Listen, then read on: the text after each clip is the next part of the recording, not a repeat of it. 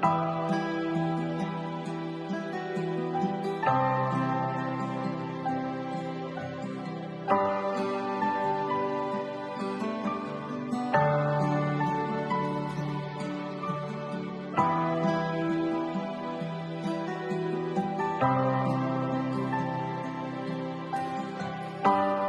រះគ្រី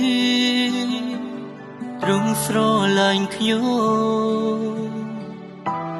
ព្រះគ្រីស្ទខ្ញុំនឹងតែងតែនៅជិតទ្រង់បានយកខ្ញុំចេញមកពីរណ្ដៅ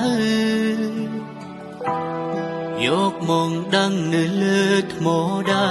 ឥឡូវខ្ញុំដឹងថា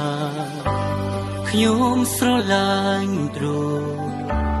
ខ្ញុំត្រូវការទ្រង់ទុំផែនដីរលីខ្ញុំតែងតែនៅចិនទ្រង់ព្រះសង្ឃគ្រូមិនចិនស្និនខ្ញុំថ្វាយបង្គំទ្រង់រហូតដល់ទីបញ្ចប់ព្រះគ្រីស្ទទ្រង់ស្រឡាញ់ខ្ញុំ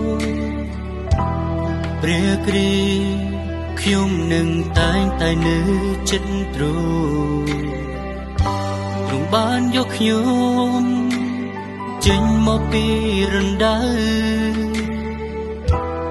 យកមកដឹងនៅលើថ្មដា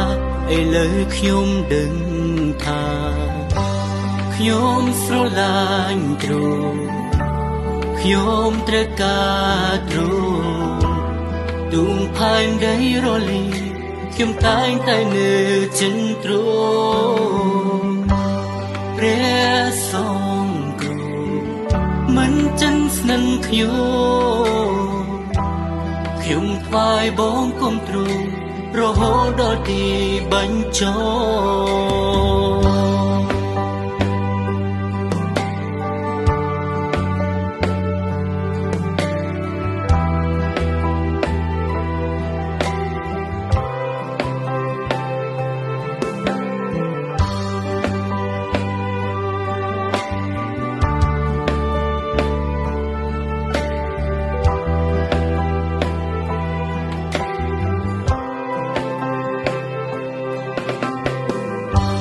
ព្រះគ្រី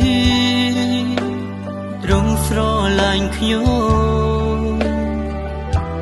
ព្រះគ្រីស្ទខ្ញុំនឹងតែងតែនៅ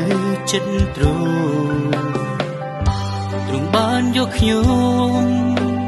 ចេញមកពីរណ្ដៅយកមកដឹងនៅលើថ្មដាឥឡូវខ្ញុំដឹងថាខ្ញុំស្រឡាញ់ទ្រង់ខ្ញុំត្រូវការទ្រង់ទុំផែនដីរលីខ្ញុំតែងតែនៅចិនទ្រង់ព្រះសង្ឃគ្រូមិនចិនស្និនខ្ញុំថ្វាយបង្គំទ្រង់រហូតដល់ទីបញ្ចប់